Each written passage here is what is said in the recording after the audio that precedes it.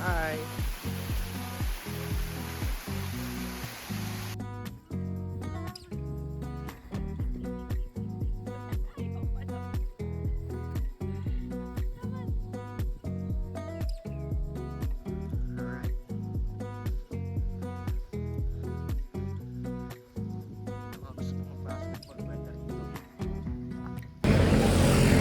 Hi guys! Welcome to the vlog! So ngayon papunta kami ng RNJ Hillcrest Tribal Camp. So nandito na kami around Antipolo area. Nag-stop over lang kami para magpahinga and medyo umambon din kasi. So in just few minutes tutuloy na kami sa biyahe. So see you there!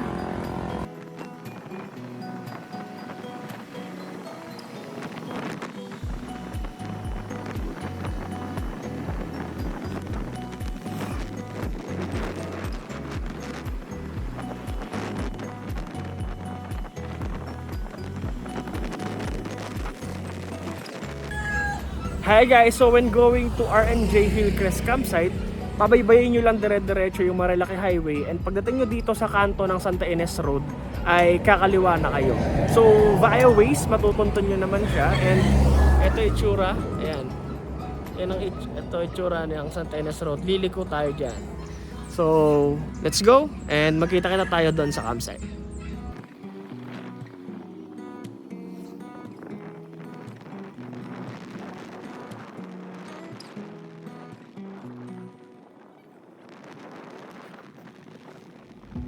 Ayan, so along Santa Ines Road, pag dinare-diretso nyo yung Santa Ines Road na yon, makikita nyo na tong signage nila.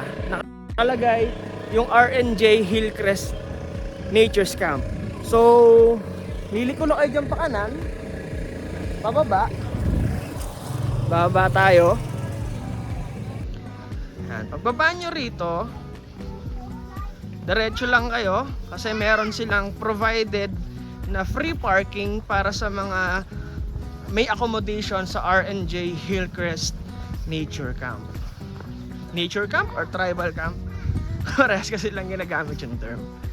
Ayan.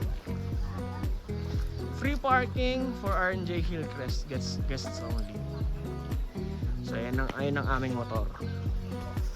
Ayun silang dalawa yung maghahatid sa amin. Hey kayo sa video! Hi! Nahiya sila. Yan, mag-a-unpack lang kami and diretso na. So naglalakad na po kami papunta sa campsite, and ayan, may dadaanan tayong isang bamboo bridge. Ayan, nakalagay naman yung signage ng RNJ Hillcrest Nature's Camp. May mga makikita rin namang signages directing you to the campsite. Maganda daan dito, hindi masyadong mainit kasi covered ng mga puno. And ayan na, dumating na tayo sa campsite nila. Alright.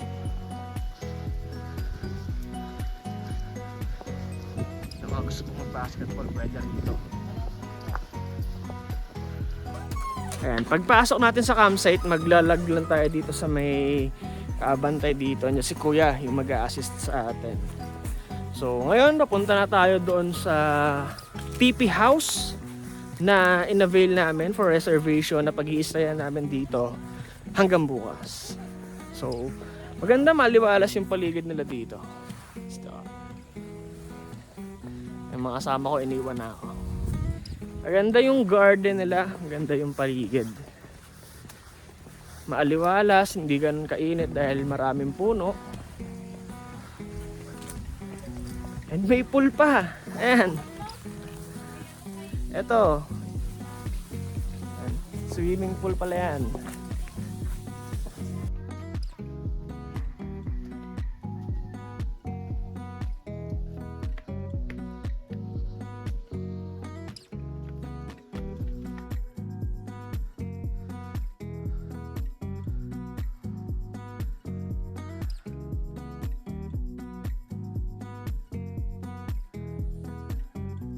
Alright, so guys, nandito na kami sa itaas.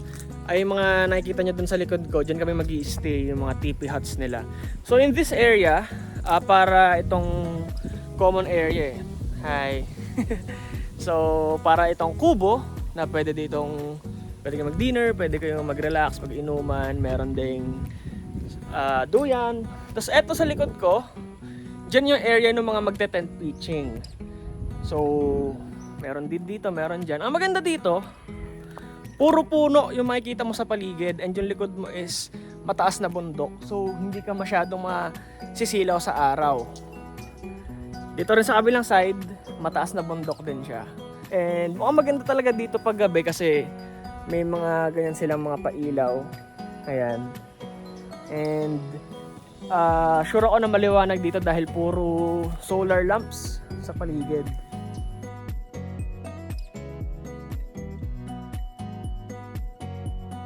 And guys, so pinapunta na kami ni Kuya dito sa accommodation namin na TP Hut. Inayos niya lang yung loob and papasok na kami ngayon.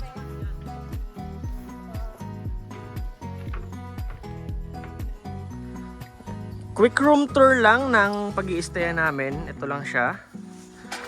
And ilang maliit na higaan and unan. Maliit na window doon. May lights na provided and electric fan. So this costs 850 pesos only. TP Hut. So according sa caretaker dito, hindi pa natin natanong pangalan niya, no? As of now, kami lang ang tao dito sa buong camp. Kasi it's a weekday. It's a Tuesday today. Bulacan Day lang kasi sa amin sa Bulacan. Kaya wala kaming pasok. So ayun yung kasama ko. Nag-e-enjoy ng view. And ayan ang paligid. This time of the year is January. Maraming mga bulaklak sa paligid. Pati doon sa kabila. So ayan pala yung area kanina. Yan yung common area. May mga available din sila dito, mga ihawan. Pwede raw namin gamitin yon in case may lulutuin kami. Meron ding kitchen sa baba na pwede namin gamitin ng libre. Pero may mga dala din naman kami lutuan. Ayun yung dalawang masipag na batang guide namin. Hay naman kayo! Hello! And sobrang bait nila. Naiwan kami isang bag doon sa baba. Kinuha pa nila para sa amin. So, abutan nila sila ng snacks. And nagbigay rin kami sa kanila ng maliit na tip. Ang ganda ng view mo dyan. Hi again guys. So, mali pala ako na nabanggit kanina. May bayad palang kalan. Free yung kitchen. Pero may bayad yung kalan. Pero may dala naman kasi kami ditong stove and butane. Meron naman akong mga bit-bit na equipment. So, ayan, nag-set up na kami dito. Nagsasaing na ako. Kala ko libre, sabi libre. Libre daw yung kitchen.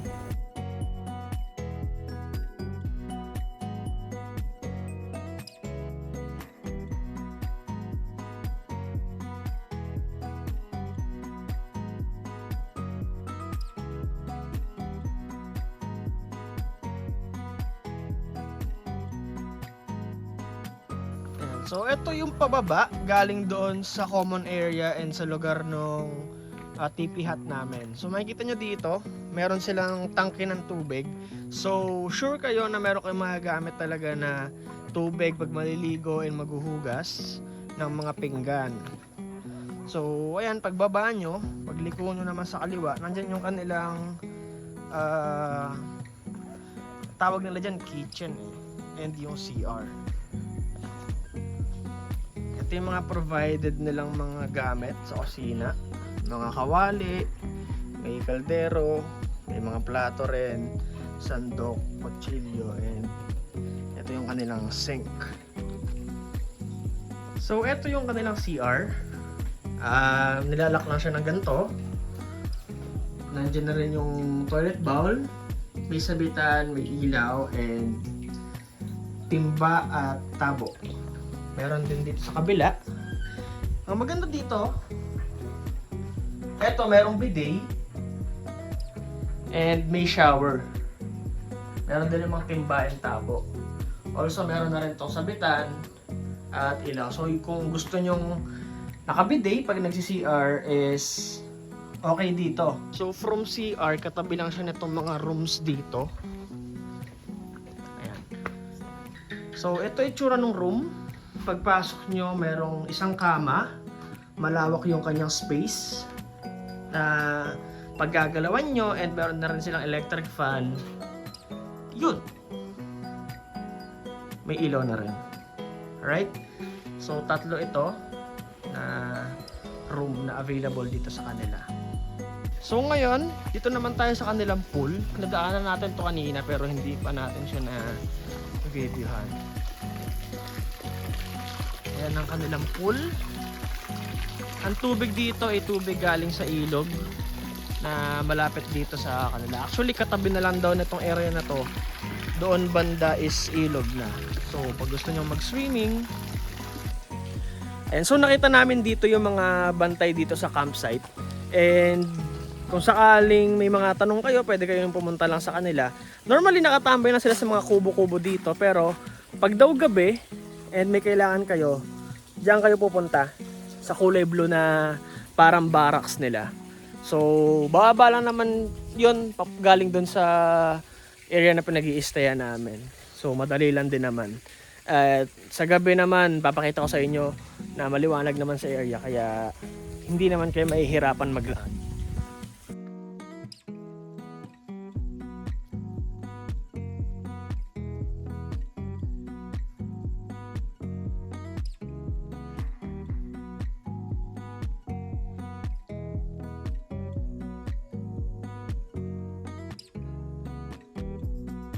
Meron.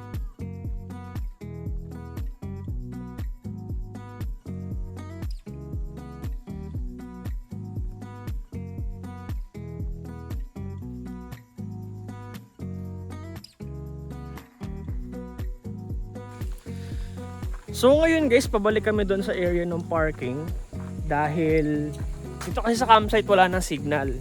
So doon daw sa area na pinagparkingan namin kanina is merong wifi na pinoprovide sila. So pupunta kami doon, mag-update lang kami sa mga families namin kasi hindi na kami nakapag-message dahil kanina habang nagmamotor din na kami nakapag-phone. And pagdating dito wala na signal. Ayun guys, ayun yung tinawiran naming bridge kanina kasi hindi raw makakadaan ang motor, pero nakita namin dito ngayon meron mga nakaparking na motor, siguro itinawid nila dito sa ilog. Pero okay naman din kasi free naman yung parking doon and may bantay. So ngayon titingnan namin kung saan sila dito dumaan na parte ng ilog. So kami dadaan ngayon. Ito guys, nakita na namin yung dinadaanan ng mga tao.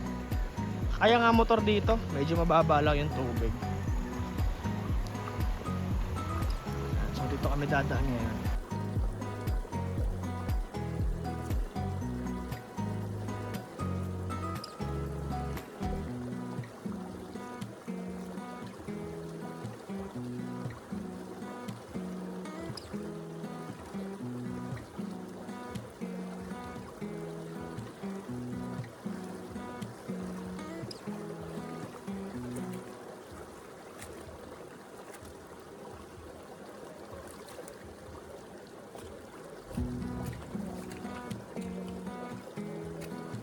So guys, ito yung itsura ng campsite kapag gabi. Nakikita nyo, umilaw na yung kanilang mga provided na solar lamps. Pati dito sa common area ay maliwanag na hanggang doon sa room namin. Kaya nga lang yung mga ilaw nila dito, trinay kong buksan, hindi siya umiilaw. Itong isa walang battery, ito sa kabila walang charge. Pero may dala naman din akong sarili kong ilaw. So dala ko yung umiilaw na yun, tapos may dala din akong katulad niya.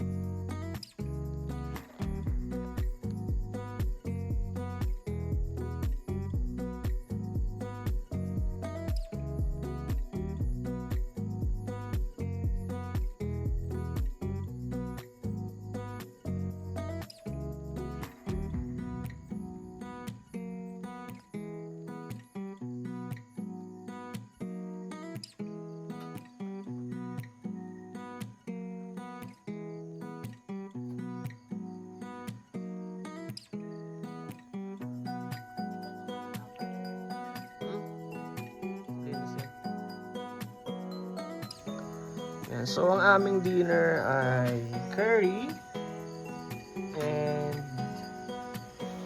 that's sizzling tofu. Ayan, sizzling tofu and ayan yung rice. Alright. It's dinner time!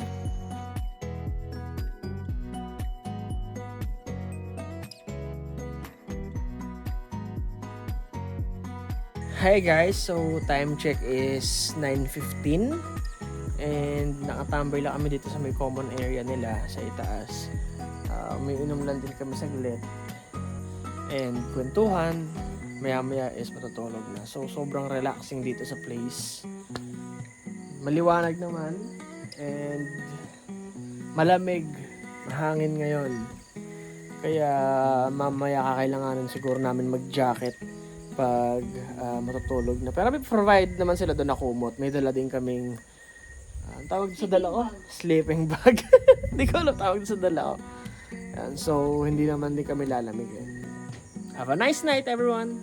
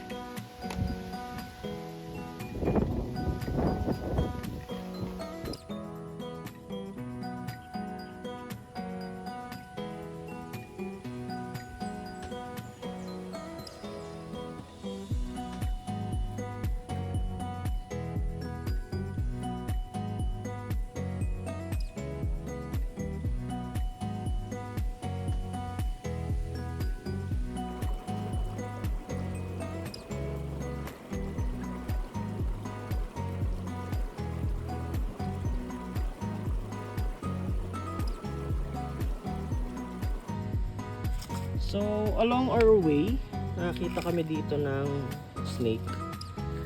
Ewan ko kung dalawang snake to or isang snake lang. Kung dalawa kasi baka nagme-mate sila. So,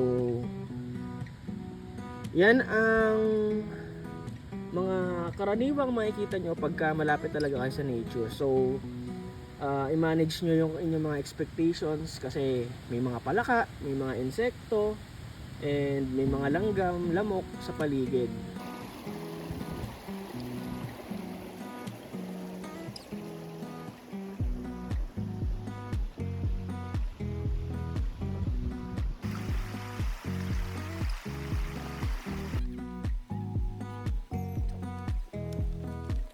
Hi guys, so from our campsite, mag-hike kami ngayon papunta sa isang falls na libre lang din pagka nag-avail ka ng accommodation dito sa RNJ Hillcrest. So, sasamahan tayo ngayon ni Kuya Tonton, yung nag-a-assist sa amin since yesterday, papunta dun sa falls. So, sabi niya 5 to 10 minutes lang naman daw, depende sa pacing namin. So, ayan lang naman yung campsite and ito lang yung pupunta. Andun sila. So, pakita namin sa inyo yung daan and yung falls. Tingnan namin kung makakaligo kami.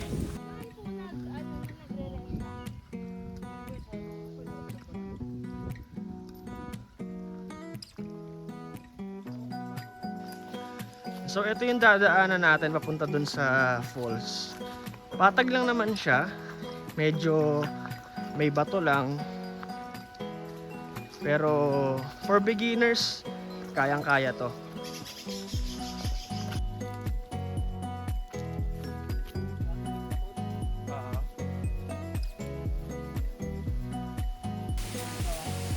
Tara. Yan, may step dyan.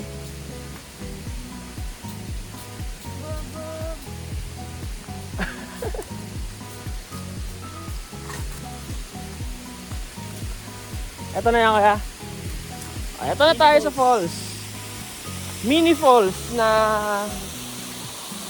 amenity nung RNJ Hillcrest.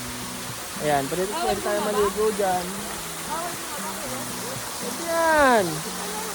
Oh, ibabaan dyan.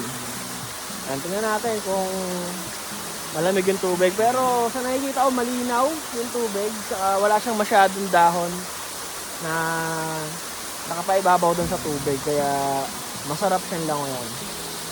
Tara, swimming tayo!